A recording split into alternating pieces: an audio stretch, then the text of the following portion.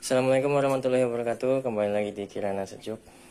Nah, ini kali ini kita dapat pasien pasien kulkasnya dingin tapi nggak bisa bikin es batu, guys. Ya, ini masih kerasa dingin. Ini baru dicabut colokannya.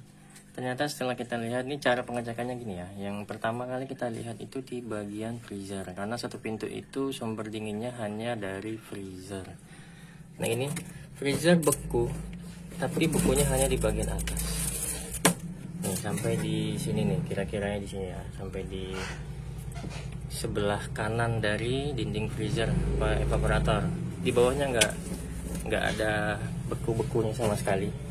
Jadi dia nggak mampu untuk membekukan es atau membuat air menjadi es, karena di sininya, di bagian bawahnya ini tempat yang harusnya ada es batu, tapi dia nggak ada es batu, guys. Karena dia cair.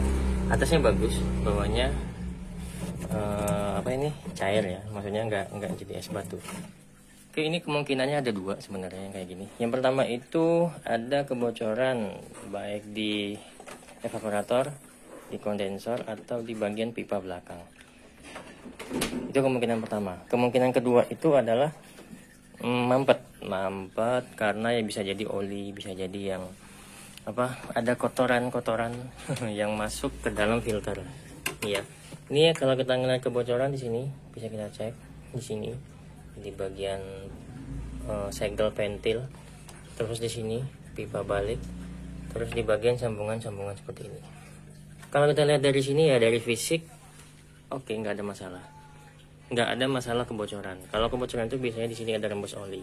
Termasuk tadi ya, di dalam evaporator freezer itu kita lihat ada rembesan-rembesan oli, tapi ini nggak ada. Ini air ya. Bersih. Jadi kemungkinan ini kita belum bisa memastikan. Kalau ini belum kita potong sebenarnya, karena dia sistemnya las, disegel las gini. Jadi mau nggak mau kita harus potong dulu baru kelihatan dia itu sebenarnya bocor atau mampet. Tapi kalau yang ini sepengalaman yang pernah kami lakukan, ini hanya mampet. Ini mampet, jadi cara mengatasinya itu kita flashing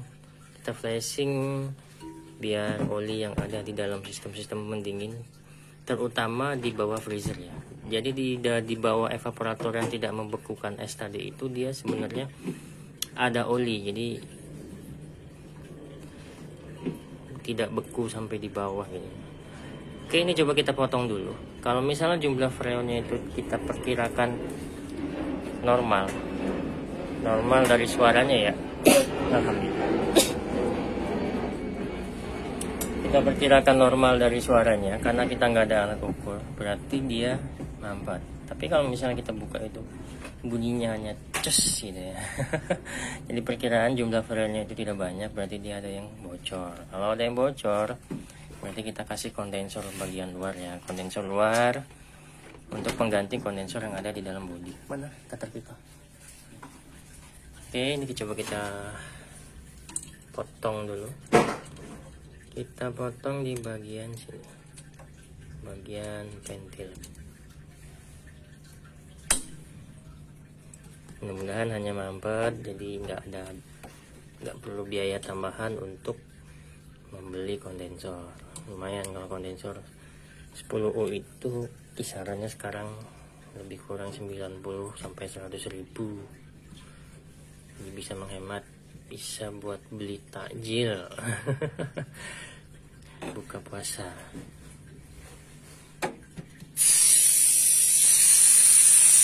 Oke, ini ya kita potong ya, dengar ya suaranya ya.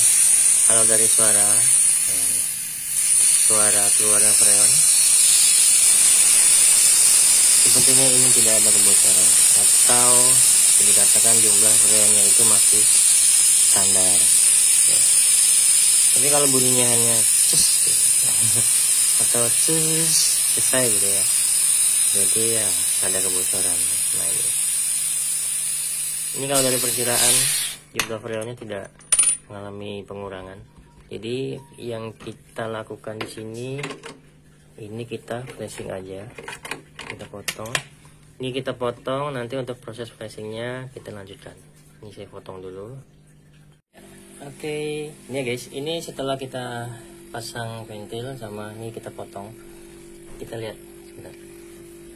Caranya itu, ini udah kita nyalain ya, kita nyalain isi dari ventil ini kita keluarin untuk sirkulasi udaranya. Nah ini kita tutup, ini udah kelihatan ya. Ini ada oli-oli di sini. Harusnya dia tidak ada oli sebanyak ini. Tuh, nggak fokus kameranya.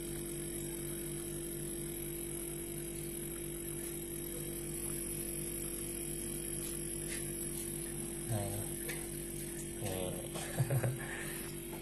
Oke, ini caranya kita tutup.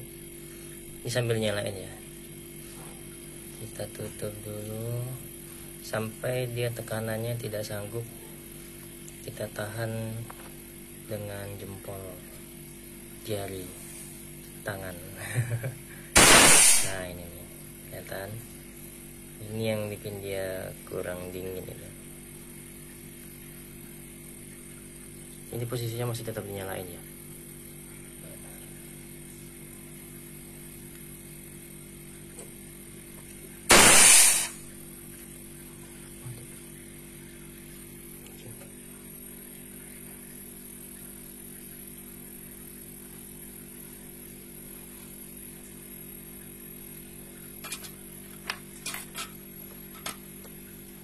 Oke, ini tahap pertama ya. Tahap pertama begini dulu. Nanti tahap keduanya kita dorong pakai freon. Nah ini ya, kelihatan ya.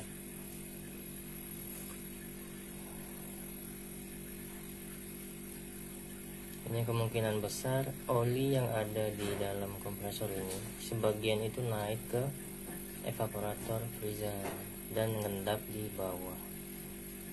Jadi yang diendap oli itu dia nggak beku. Atas kan nggak keendap, nggak ada olinya tuh, karena kan olinya pasti turun. Nah yang di atas masih beku, yang di bawah tidak. Oh, kelihatan ya, mantap.